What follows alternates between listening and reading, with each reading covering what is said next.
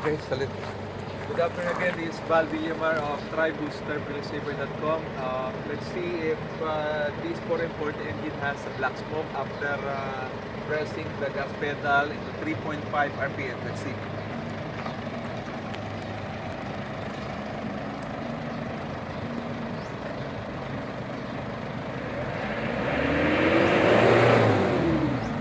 Meron.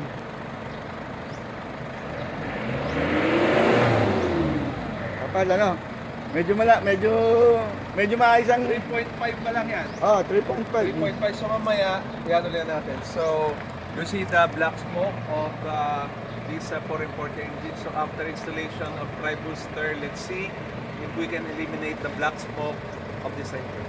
Thank you. Wait. Oh, magpuput dito din. Okay. Dito lang. Ano lang pa? So, Basta nagsalita siya, bigla may play. Ayan, nagsalita kasi siya. So, I install 1 unit of Tribooster for this engine. Earlier, we saw the black smoke coming out of from the tailpipe. So, let's see after installation if we eliminated the black smoke for this 440 engine. That's it.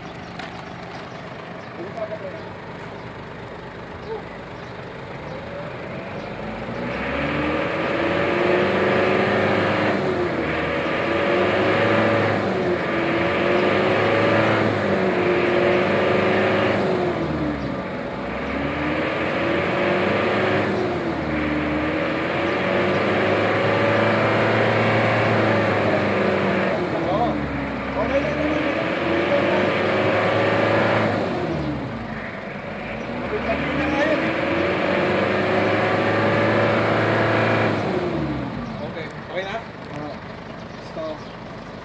So the black smoke is gone.